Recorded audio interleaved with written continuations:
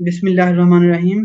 Students, आज हमारा जो सेवन्थ लेक्चर होगा ये कॉन्सेप्ट ऑफ नेशन के रिलेटेड होगा। आज हम डिस्कस करेंगे what is nation, concept of nation, nation क्या है, और इसका इंट्रोडक्शन, डेफिनेशंस, और फिर इसके करेक्टरिस्टिक्स जो है नेशन के वो डिस्कस करेंगे। इसमें हम देखेंगे कि कौम क्या होती है और कौम की या नेशन की करेक्टरिस्टिक्स हैं या इसके जो फीचर्स हैं वो क्या क्या हैं। तो first of all, if we discuss the nation, nation actually a large group of peoples. Nations mean है लोगों का ऐसा हजूम है, लोगों का ऐसा मजमुआ है या लोगों का ऐसा ग्रुप है जो कि लिंक्ड होते हैं। वो अकॉर्डिंग टू सम एस्पेक्ट्स वो आपस में एक दूसरे के साथ लिंक हो जाते होते हैं। अब ये जो ग्रुप ऑफ पीपल्स हैं इसमें डिफरेंट कल्चर्स के लोग हो सकते हैं, डिफरेंट लैंग्वेज बोलने वाले लोग हो सकते हैं, इसके बाद डिफरेंट पहनावे या किसी भी तरह से वो डिफरेंट हो सकते हैं। लेकिन कुछ ऐसे एस्पेक्ट्स होते हैं, कुछ ऐसे ऐसी चीजें होती हैं जो कि उनको उनकी बाइंडिंग जो उनको बाइंड कर देती हैं, उनका बॉन्ड जो है वो मजबूत कर देती हैं। वो अकॉर्डिंग टू देयर कल्चर हो सकता है, वो अकॉर्डिंग टू देयर रिलीजियस हो सकता है, वो according to their territory or the state हो सकता है, according to their concept of sovereignty हो सकता है, according to their their language हो सकता है, आर टू एनीथिंग हो सकता है या किसी भी तरह से हो सकता है। आप अगर इस दुनिया में देखें तो डिफरेंट आपको नेशंस नजर आएंगे। अब ये नेशंस जो हैं, इस नेशंस में आप देखते हो तो मुख्तलिफ जबानें, मुख्तलिफ कल्चर रखने वाले लोग हैं। अगर हम इसकी छोटी सी मिसाल अपने पाकिस्तान की लें तो पाकिस्तान जो है, आप सब जानते हैं कि दो कौमी नजरिए की बुनियाद पर लिया गया है। अगर आप देखते हैं, जैसा कि हमारा पाकिस्तान है तो एक अलग नेशन कहलाई, इसमें डिफरेंट कल्चर्स के लोग हैं। आप देखते हो यहाँ पर पंजाबी हैं, सिंधी हैं, बलोची हैं, पठान हैं, इस तरह और भी डिफरेंट जो कल्चर के लोग या जुबान बोलने वाले लोग आपको मिलेंगे। बट ये इनका लिंक आपस में कैसे मजबूत हुआ, वो कौन सी चीज थी जिसने इनको इकट्ठा किया, जिसने इनको मजबूत किया, और वो था रिलीजियस। जस्ट हमारा बरसगीर में जो दो कौमी नजरिए की जो बुनियाद थी वो रिलीजियस जो एलिमेंट्स थे वो थे। आप यूं कह सकते हैं कि nations means a group of peoples है who are linked by the similar culture, religious, language, history, territories, concept of sovereignty or anything। जैसे मैंने आपको इसके इंट्रोडक्शन और डेफिनेशंस में बताया, तो अगर आप इसके करेक्टरिस्टिक्स देखें तो करेक्टरिस्टिक्स में किसी भी कौम को कौम बनाने के लिए जो सबसे पहली चीज है, जो पहला फीचर है, जो पहला करेक्टरिस्टिक है, वो है टेरिटरी। एक इलाके में मुख्तलिफ तरह के लोग रहते हैं, और जब मुख्तलिफ तरह के लोग या मुख्तलिफ कल्चर रखने वाले लोग, मुख्तलिफ जुबानें बोलने वाले लोग, मजहबी तौर पर भी मुख्तलिफ हो सकते हैं, तो मिलकर एक स्टेट बना लें, एक गवर्नमेंट बना लें, तो वो एक नेशन कहलाती है। तो आप यूं कह सकते हैं कि किसी भी नेशन का पहला जो करेक्टरिस्टिक है, जो पहला फीचर है, वो इसकी टेरिटरी हो सकती है। स्टूडेंट्स, इसके बाद जो किसी भी नेशन का बेसिक करेक्टरिस्टिक है और बेसिक फीचर है, वो उसकी आइडेंटिटी है, वो उसकी पहचान है। वो पहचान अकॉर्डिंग टू देयर रिलीजन भी हो सकता है, जैसा कि मुसलमान होने की वजह से हमने एक अलग से वतन का मुतालबा किया। तो जो आइडेंटिटी है, किसी भी कौम की आइडेंटिटी बहुत जरूरी होती है। इसके बाद नेक्स्ट जो है वो जियोग्राफिकल लोकेशन, कि एक्चुअली कोई भी एक स्टेट या कोई भी एक नेशन जिसमें दूसरे ग्रुप्स आकर मिल जाते हैं या शामिल हो जाते हैं, वो उनकी कुछ खसूसियात या कुछ करेक्टरिस्टिक्स की वजह से उनके साथ आकर मिलते हैं। वो करेक्टरिस्टिक्स, वो खसूसियात क्या हो सकती हैं?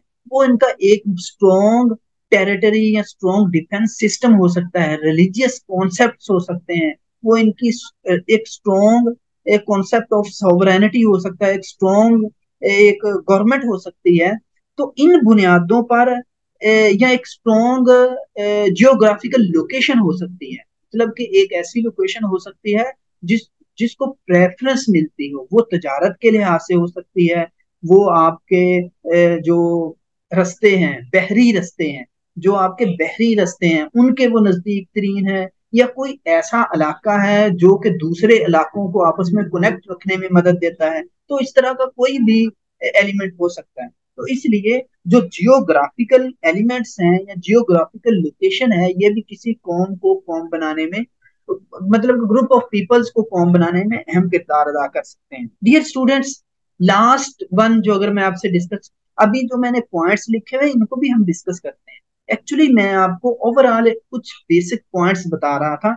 इसमें लास्ट में अगर हम देखें तो लास्ट में किसी भी ग्रुप ऑफ पीपल्स को कॉमन गोल्स, कुछ ख्वाब, जैसा कि अल्लामा इकबाल साहब ने हमारे लिए ख्वाब देखा, कुछ ख्वाब, कुछ कॉमन गोल्स, या फिर कुछ कॉमन प्रायोरिटीज, या फिर कौम के लिए कुछ कॉमन जो है वो प्रोग्रेस के रास्ते, या फिर आगे चलने के लिए या सरवाइव करने के लिए कुछ कॉमन रिसोर्सेज भी किसी ग्रुप ऑफ पीपल्स को कौम बनाने में अहम किरदार अदा कर सकते हैं। जैसा कि अगर आप दो कौमी नजरिए को ही देखें, पाकिस्तान में ही देखें, तो यहाँ इनका एक कॉमन गोल था।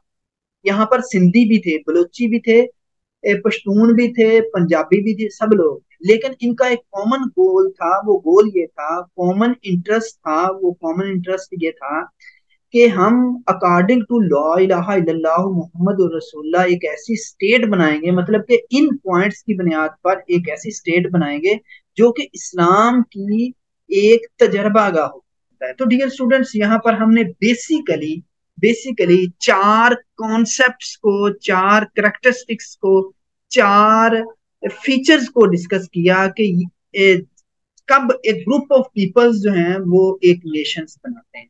तो अभी जो आपकी बुक में दिए गए हैं करेक्टरिस्टिक्स ऑफ नेशंस, इसको हम डिस्कस करते हैं। इनमें सबसे पहले गवर्नमेंट दिया गया है। गवर्नमेंट क्या है? गवर्नमेंट एक इंस्टीट्यूशन है, आर इंस्टीट्यूशनलाइज्ड स्ट्रक्चर है। वो पीपल्स का एक ऐसा, या पॉलिटिकल थिंकिंग रखने वालों का एक ऐसा इंस्टीट्यूशन है, एक ऐसा इंस्टीट्यूशनलाइज्ड स्ट्रक्चर है जो कि लोग अपने उस टेरिटरी को, अपनी उस स्टेट को, अपनी उस सोसाइटी को रन करने के लिए, चलाने के लिए, या उसके डिफरेंट जो अथॉरिटीज हैं, डिफरेंट जो काम है उनको सर अंजाम देने के लिए वो एक स्ट्रक्चर बनाते हैं। इसको गवर्नमेंट कहा जाता है। ठीक है। तो एक नेशन का अगर आप करेक्टरिस्टिक देखें तो नेशन में एक ये पहला करेक्टरिस्टिक है कि उसके पास एक गवर्नमेंट चाहिए। डियर स्टूडेंट्स, इसके बाद टेरिटरी है। टेरिटरी क्या है? What is the meaning of territory? Territory means a geographical location. Territory means a मखसूस इलाका है, एक जियोग्राफिकल लोकेशन है, एक लैंडमार्क है, एक निशान लगाया हुआ या कुछ तय की हुई सरहदों के साथ एक मखसूस इलाका है जो कि टेरिटरी कहलाता है। ठीक है। आप टेरिटरी की डेफिनेशन करते हुए आप इसकी डेफिनेशन पढ़ेंगे ना, तो इसमें इन्होंने यही कहा है कि एक जियोग्राफिकल लोकेशन है, एक लैंडमार्क है, कुछ डिटरमिन्ड लैंडमार्क के साथ एक इलाका है, एक जगह का नाम जो है वो टेरिटरी है। तो किसी किसी भी नेशन के लिए टेरिटरी जरूरी। डियर स्टूडेंट्स, नेक्स्ट चलते हैं। इसके बाद इकोनॉमी। अब आप यूं समझ सर लें, आवाज नहीं आ रही अब। मेरी आवाज नहीं आ रही? चले नेक्स्ट हमारा है इकोनॉमी। डियर स्टूडेंट्स, एक ग्रुप ऑफ पीपल्स के पास टेरिटरी आ गई, उन्होंने एक गवर्नमेंट जो है वो एस्टेब्लिश कर ली, एक इंस्टीट्यूशन बना लिया गवर्नमेंट का। अब नेक्स्ट जो है, इस एक टेरिटरी में डिफरेंट टाइप्स की जो एक्टिविटीज हैं वो स्टार्ट हो जाएंगी। उनमें क्या होगा? उनमें इकोनॉमी होगी, इकोनॉमिकल या बिजनेस के लिहाज से कुछ एक्टिविटीज होंगी। तो किसी भी स्टेट या किसी भी एक गवर्नमेंट के लिए जो इकोनॉमी है ये बहुत जरूरी है। अब ये किसी भी नेशन के कुछ अपने इकोनॉमिकल प्रिंसिपल्स होने चाहिए। जैसे टू नेशन थ्योरी में देखें तो हमारे पास एक स्ट्रॉन्ग पॉलिटिकल सिस्टम है। हम चूंकि दो कौमी नजरिया इस्लाम की बुनियाद पर बना है, तो इस्लाम ने हमें एक स्ट्रॉन्ग पॉलिटिकल जो सिस्टम दिया है, एक स्ट्रॉन्ग इकोनॉमिकल जो प्रिंसिपल्स वो हमें दिए हैं। ठीक है, तो एक नेशन के लिए बहुत जरूरी है कि उसके पास एक मजबूत इकोनॉमिकल जो प्रिंसिपल्स होने चाहिए। इसके बाद डियर स्टूडेंट्स पॉलिटिक्स है। पॉलिटिक्स जो है ये भी किसी भी नेशन के लिए बहुत जरूरी है। आप यूं कह सकते हैं ये इसका बेसिक करेक्टरिस्टिक्स है किसी भी नेशन का।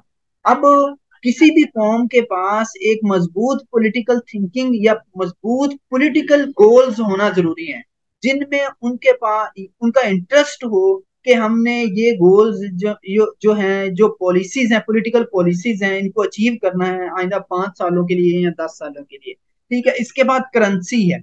अब करेंसी होती क्या, करेंसी मीन्स है कुछ कागज की सूरत में हो सकती है, वो सिक्कों की सूरत में हो सकती है, किसी भी धात की सूरत में हो सकती है। तो ऐसी चीजें बना ली जाती हैं जो जो मुख्तलिफ अशिया की एक्सचेंज में दी जाती है। ठीक है, तो करेंसी कहलाती है। ये बार्टर सिस्टम के बाद जो है ये करेंसी का कॉन्सेप्ट इस दुनिया में आया या सोसाइटीज में आया। तो अब एक नेशन की पहचान के लिए उसकी अपनी एक करेंसी भी होना बहुत जरूरी है। इसके बाद डियर स्टूडेंट सॉवरेनिटी है। सॉवरेनिटी मींस इक्तदार आला है। Sovereignty means the ruling authority in the state है, कि किसी स्टेट में जो रूलिंग अथॉरिटी है, जो बेसिक रूलिंग अथॉरिटी है।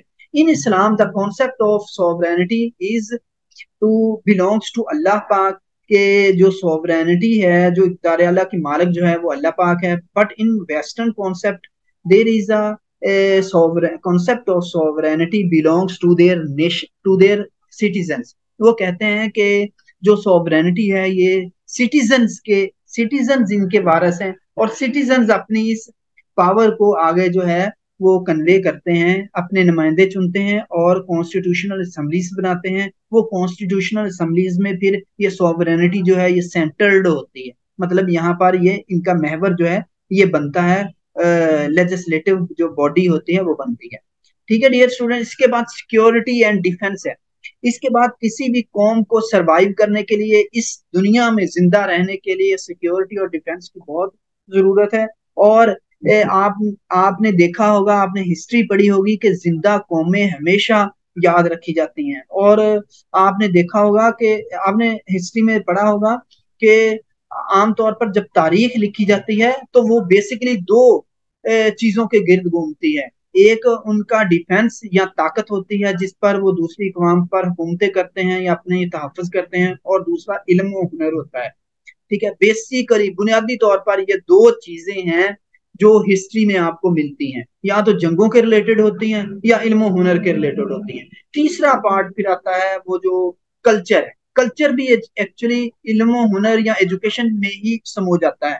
ठीक है, बताया जाता है कि इस कौम का कल्चर ये था, उसका तालीम और तरबियत ये थी, उनके थॉट्स ये थे, उनके प्रायोरिटीज ये थी, उनके गोल्स ये थे। और दूसरी चीज जो है वो हिस्ट्री में हमें मिलती है, वो उनकी जंगें होती हैं, उनकी फतूहात होती हैं, या फिर जो मफतू कौमें होती हैं उनके बारे में मिलता है कि इनकी सरों के मीनार बना दिए गए। इसके बाद लॉ है। अब किसी भी एक नेशन, एक स्ट्रॉन्ग और एस्टेब्लिश जो नेशन है उसके लिए लॉ जो है वो बहुत जरूरी है। एक अच्छी कौम जो है वो हमेशा उसके पास एक स्टेबल जो है वो लीगल सिस्टम होता है। एक ऐसा लीगल सिस्टम होता है जो कि उस सोसाइटी को या उस कौम को चलाता है, उसके मुख्तलिफ मामलात को चलाता है। इसके बाद लैंग्वेज है। डियर स्टूडेंट्स, जो लैंग्वेज है ये भी किसी कौम की पहचान होती है। जबान जो है ये दरअसल प्रेजेंट करने का एक सोर्स है, सोर्स ऑफ कन्वर्सेशन है, सोर्स ऑफ प्रेजेंटेशन है। ये सोर्स ऑफ, आप यूं कह सकते हैं कि इल्मो हुनर या तालीम या एजुकेशन या अपनी रवायात को आगे पहुंचाने का एक जरिया जो है वो लैंग्वेज है, वो जबान है। कौमों के बारे में जो है वो कहानियां या टेल्स जो थी वो होती थी। तो वो दरअसल वो टेल्स या वो कहानियां या उनकी शायरी जो थी, उनकी पोइट्री जो थी या उनका लिटरेचर जो था, वो एक, जब तक उनके पास एक लैंग्वेज नहीं है तब तक वो अपने लिटरेचर, अपना अदब, अपनी शायरी, अपने एहसासात जो है वो दूसरों को नहीं पहुंचा सकते। तो इसलिए एक कौम के लिए बहुत जरूरी है कि उनका एक कॉमन एक लैंग्वेज हो। ठीक है, तो सम अप अगर हम इसको, तो आप यूं कह सकते हैं कि nation is a group of persons who live in a geographical location or a territory where they are a sovereign state and have a strong political, economic and law defense system. आप यूं कह सकते हैं कि who shares their history, traditions, cultures, language and so on। और ये चीजें जो हैं वो आपस में शेयर करते हैं और इन्हीं की बुनियाद पर आपस में एक लिंक बनाते हैं, और यही एक स्ट्रॉन्ग लिंक इस ग्रुप ऑफ पर्सन को एक कॉम बना। डियर स्टूडेंट्स, ये था हमारा आज का टॉपिक। उम्मीद है आपको समझ आ गई होगी कि नेशन क्या है। इसके रिलेटेड आपके माइंड में कोई क्वेश्चन हो तो डिस्कस कर सकते हैं।